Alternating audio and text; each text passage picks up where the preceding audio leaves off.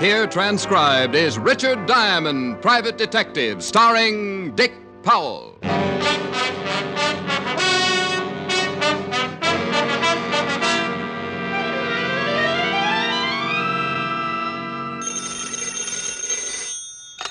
Diamond Detective Agency. Diamond, that's a girl's best friend, you know. Not this girl anymore. Oh, Helen, hi. Hi, you stinker. Where were you all day yesterday? Oh, well, you'll never guess what happened. No. 9 o'clock City Hall. They told me I have to renew my license. Cost $200. Go on, I'm listening, but I'm not sympathetic. 10 o'clock, my bank. Withdrew $2.35. The wad. Well, big oaks from little acorns grow. Exactly, that was the idea. So 11 o'clock, my brokers. Pawn, that is. Deposited typewriter, watch, ring. 1:30, Louis' barbershop. A lie? You had a haircut 2 days ago? And I was trimmed again. Louis' tip on the 7th should have been read backwards. Rick, do you mean you still haven't renewed your license and you lost all the money you raised on your things? Honey, not only that, I lost a lot of faith in Louis. What I need is a good client with $200, and I... Oh. This might be the one. She's wearing mink. And she's got nice black eyes. Rick, I'll loan you $200. Tell her to take her eyes somewhere else. Sorry, honey. The eyes have it. Bye. Well, may I help you? Is your name Richard Diamond? I'm thinking of changing it to Richard Zircon, but what can I do for you? Will you work for me, please? Here, $300. Lady, I'll die for you. He was always so nice.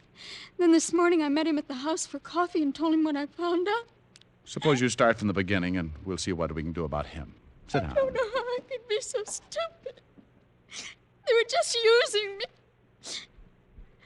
I've made a terrible mistake. We all make mistakes. I'm in desperate trouble, Mr. Diamond.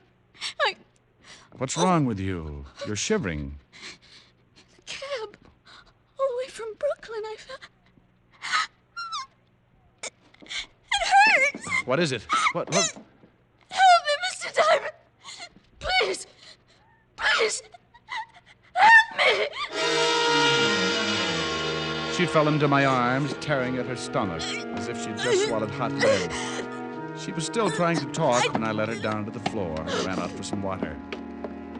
When I came back 5 seconds later, she was unconscious. And in another 5 seconds, she was dead.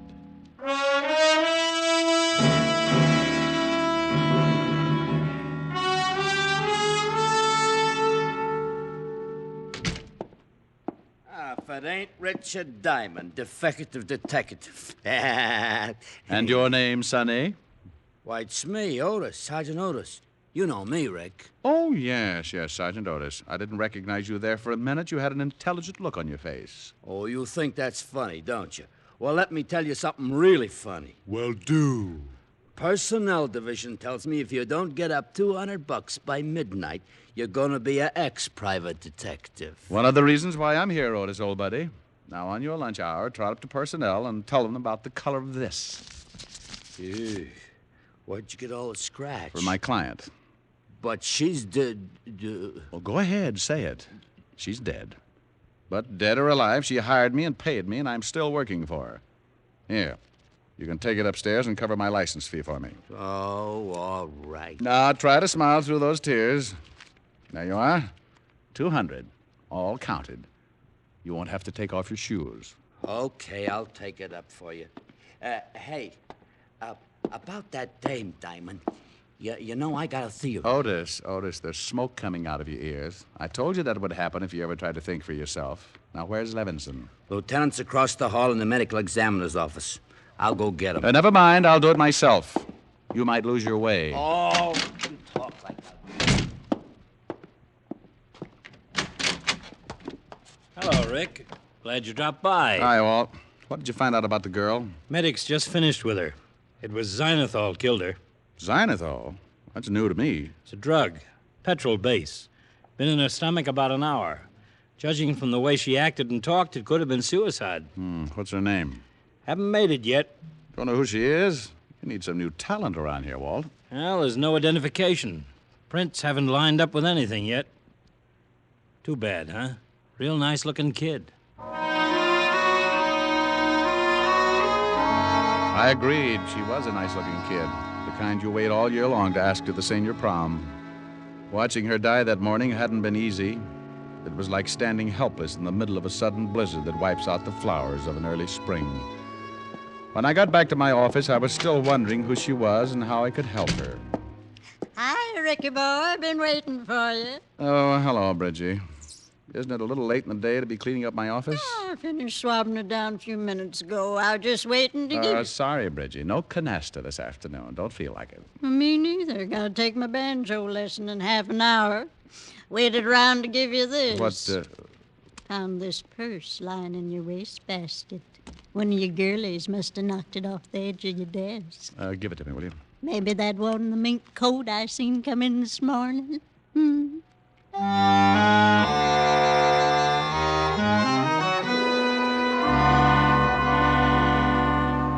It was hers, all right. The faint, sweet odor of her perfume still clung to it. But it wasn't the lipstick, comb, small change, and key that made it so heavy. It was the .32 revolver inside, 3 bullets recently fired. A driver's license told me her name was Doris Romano, and it gave an address. Nobody was home. The lady next door dropped her mop long enough to wheeze out where Mr. Romano worked. I twisted my way down an iron stairway into a furnace room. Doris Romano's father was taking huge bites out of a coal pile with an outsized shovel. I told him his daughter was dead. He slammed the furnace door and threw down the shovel. I knew someday I would hear this. You look like a nice young man. Like my 2 daughters once nice young ladies. They went away from me a long time ago, and I'm left here. There's nothing I could do. There is nothing I can do. It's as if they never were. It's better that I go on shoveling until there is no more coal and I die too. I'm better dead.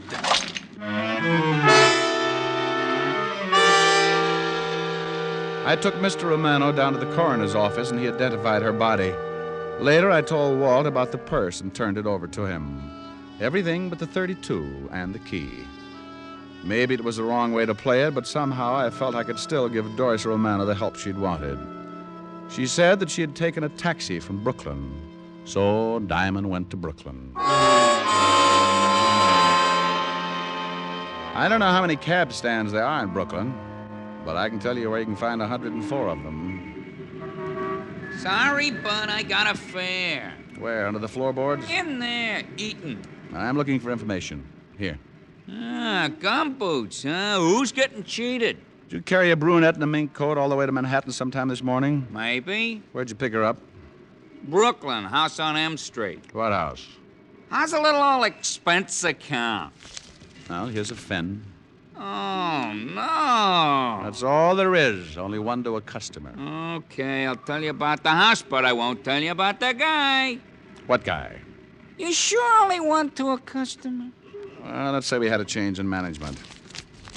Okay, now tell me about the guy. Tall, dark-haired, blue suit kind. He was sort of chasing her when she climbed into me cab. Looked like a mash. With spring still 2 months away? Come on, take me to the house. It's the gray one, 900 block. Find it yourself like I told you. I got a fare. I found the house easy enough. There was a for sale sign on it. The door was locked, so I walked around and back and peeked in the kitchen window. Then I remembered I still had the key that had been in Doris's purse.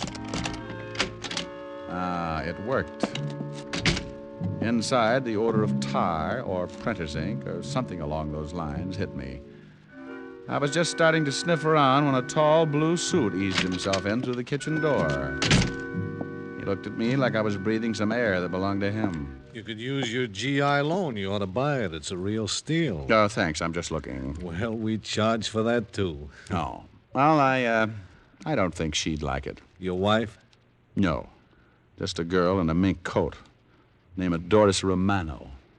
Where'd you get the key to this house? From her. It was in her will. She's dead. I'll get my black suit pressed. I met a cab driver who says he knows you. Said you've been doing a chase scene with Doris Romano early this morning. Mister, when I chase a girl, I catch her. I suppose you've got a name. Yeah. Yeah, it's Joe Riley. I own this house, or if you're a buyer, okay. If not, cop a heel. Well, I'm not a buyer. Then blow. Oh, I didn't know Lugers came that big. Mm-hmm. And they make holes to match. Yeah, I imagine so. All right, Pilgrim, you got a name? For me or you? School isn't out yet. Just answer. Well, there's Richard Diamond, private detective. She came to my office this morning. What'd she have to say? Nothing. She died of poisoning before she could say anything. And the police? They have her body and identification. Well, goody for them. That all? There's still you. Any cop who wants me can find me listed in the book. I got a permit for this gun, and I haven't got a record. You see, Diamond, I could blow your head off for trespassing. But I'm a real nice guy, so just get out and forget you saw me. Well, that won't be hard. Half an hour later, I picked up the evening paper, and the lead story stuck out like a white derby on an undertaker. It was about an unidentified man pulled out of the river that afternoon. The coroner had picked 3 .32 slugs out of him.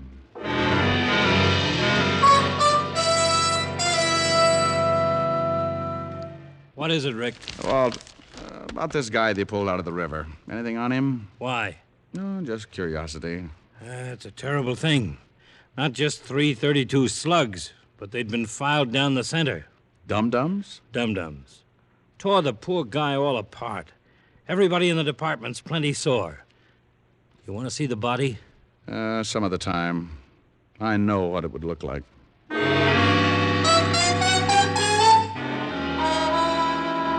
As I left Walt's office, I felt like I was standing on a trap door, and the warden had just smiled at the hangman. But I had to take Doris Romano's .32 out of my pocket and look at it. The 3 remaining bullets were all filed right down the center. Dum-dums. Everybody had a right to be sore, especially me.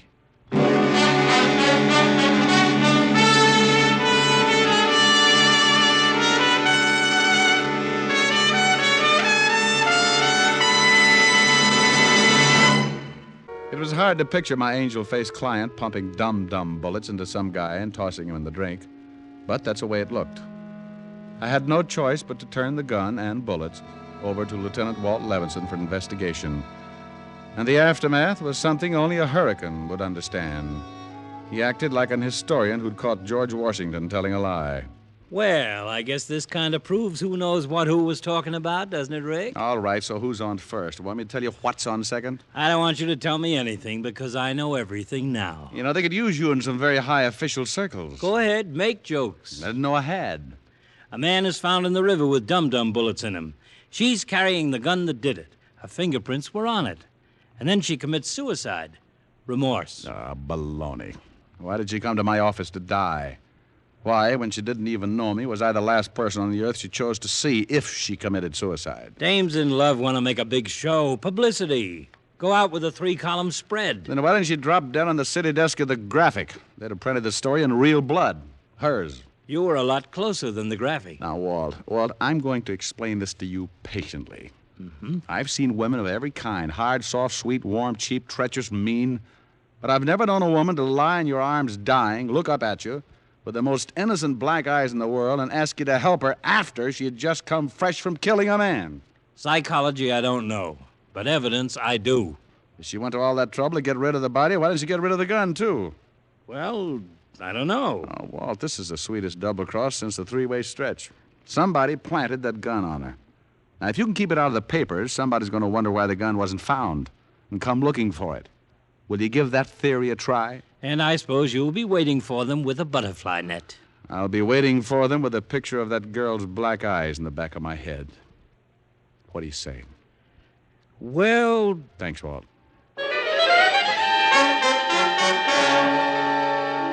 Personnel told me that the gun had been purchased by American Trust and Loan Company in 1941 and permitted to a bank messenger named Dale F. Bronson. The address was an apartment on 63rd Street. When I saw all the expensive cars out in front, I was thinking I should have been a bank messenger. When she answered the door, I knew it. Pure gold. Well, hello. Tall, aren't you? Oh, I do my best. Somehow I knew you'd belong to one of those cars out in front. Which one? Longest low convertible. What can I do for you? Oh, well, I'll rephrase the answer. I'd like to talk inside. It's terribly early for me to receive strangers. Oh, well, I sent my hourglass to the Sahara for a checkup. Besides, my watch is broken. Come on in. I'll see if I can fix it. I'm great with the Swiss movement. It shows. Are you Mrs. Bronson? Yes, and my name's Kitty. Kitty? Oh, nice. It's too bad I have to say this, but I'd like to see your husband. Preferably before he sees me and draws the right conclusion. He's not here. Expect him? You're going to love this. No. Where is he? He's in a place where nothing matters anymore. Cemetery. Sorry. Don't be.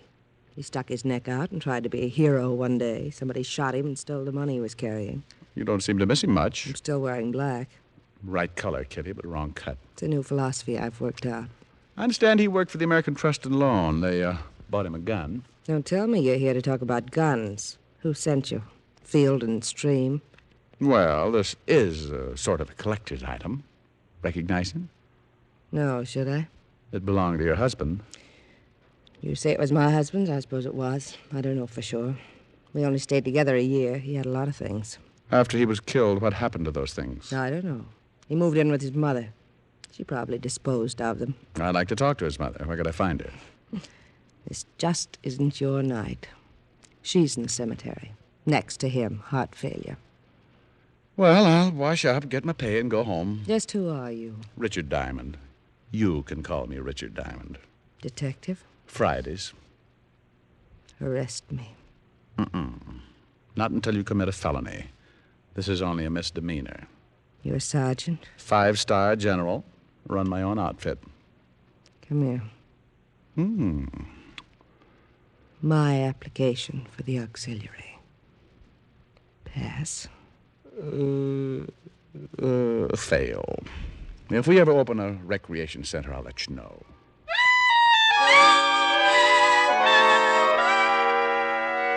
Outside, where things were milder, I lit up a Camel and tried to think of something smart. Then I began looking around for a cab, and that was my first mistake. 2 bulky forms slid in behind me, and we walked Indian file for a few steps. When we reached the alley, I turned around to see who it might be. Ooh! That was my second mistake. I didn't have time to make any more. All right, Rennie. Drag him down this alley. Now, prop him up against the wall. I hope we don't chip none of these bricks with his head. Hey, Diamond, I know it's hard for you to see right now, but can you hear me? You got a lot of punch in that delivery. Do you get it? If I didn't get it before, I just got it then. Yeah, I just got one thing to say. Mind your own business. Mind your own business. Mind your own business.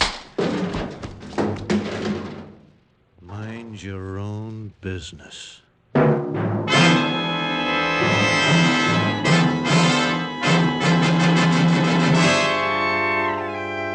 went out of business about 2 punches later. At an ice age later, a yellow cat with one bad eye began licking my face. I guess he thought I was something left over from Toots Shores. When I dissolved back in, I was lying on a soft, white bed in Police Emergency Hospital. Lieutenant Walt Levinson was leaning over me. He looked sad and puzzled, like he was trying to pick a lock with a wet hair. Rick, it's me. Oh, I can hear you, Walt. You've got a mouthful of firecrackers. One of the radio cars found you lying in an alley. What happened? Oh, that's a bright question. Will I even rate a little sympathy? Why should you? 9 times out of 10, you ask for it. And get it. Now, look, Walt, there's an irritated tone in your voice that isn't on the scale. Ask somebody to give me my pants, will you? You can't walk out of here in your condition. I got work to do. My client still has a bad name. Yeah, it's even worse now. You know, besides being overconfident, you're overconfident. Rick, that body with the dum-dum's been identified. His name's Sam Gulliver, Treasury agent. Treasury agent? Yeah, he'd been after your client for a couple of months for passing bad money. Looks like he moved in to make the pinch and she shot him. Bad money? Bad money? Oh, Walt, what time is it? 12:15. Why? Well, I guess I'm 15 minutes away from being out of business. I used her dough to renew my license fee. Well, I'd pay it for you myself if you could tell me who she'd been working with. Dig, Walt. I know a gray house in Brooklyn that just reeks of printer's ink. And I know a guy named Joe Riley who's probably got some skin knuckles. Oh? Well, do I get my pants now? I filled Walt in with some of the details on our way over there. He took it pretty hard. But the thought of talking to a live suspect thrilled him. I knew it would. We slipped down the alley and back at the place and cut our lights. The house was dark and quiet. No one stopped us when we let ourselves in the basement door. The smell of printer's ink was still strong. Throw the flash over there against that wall, Rick. Hey. A whole basement full of evidence. Plates, prints, machinery. You hit it, Rick. Now all we need is Riley.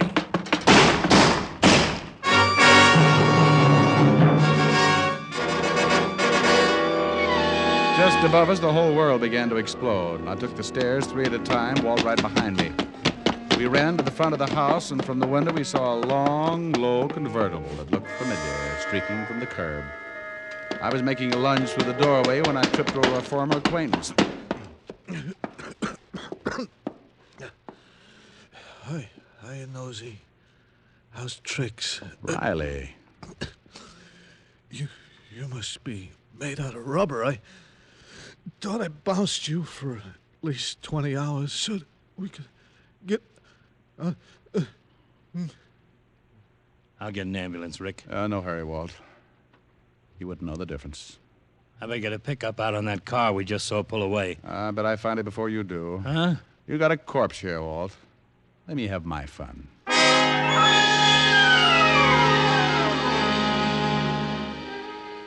I used a cab to get back over to 63rd Street. The same kind of expensive cars were still parked out in front. Only one of them, a long, low convertible, had a very hot radiator. Oh, it's you. Tell me how tall I am, Kitty. Well, I'd love to, but not right now. I was kind of hoping we could have a drink. Got any hemlock? I said later. I'm really tired. I said now. Well, you are eager. What do you want? A poor dumb kid who knew she'd been used asked me to help her this morning, just before she dropped dead, and I'm helping her. I just happen to be fresh out of medals. You shot Joe Riley less than half an hour ago. Now, don't reach for it, lady. I'd like a good excuse. Let me go. Doris Romano didn't know she was passing bad money for you and your boyfriend, Riley. When the agent tried to make the arrest, either you or Riley shot him. And then Doris knew the whole setup. And you knew she was scared. Joe Riley poisoned her. I didn't do it. I didn't want him to do it, and he was dumb enough to think it was clever to plant the gun in her purse. But you didn't kill Riley for being so dumb. You had a better reason, Kitty. I talked to a coal shoveler in a basement this morning. He was bitter about both his daughters going wrong. One of them was Doris.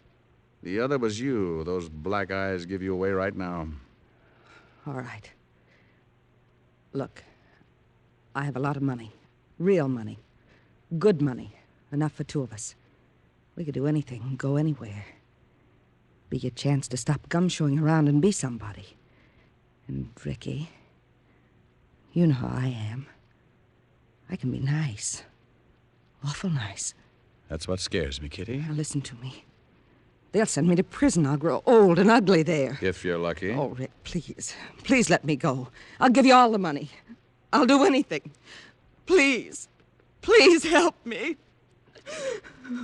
You know, lady, for a minute you sounded just like your sister.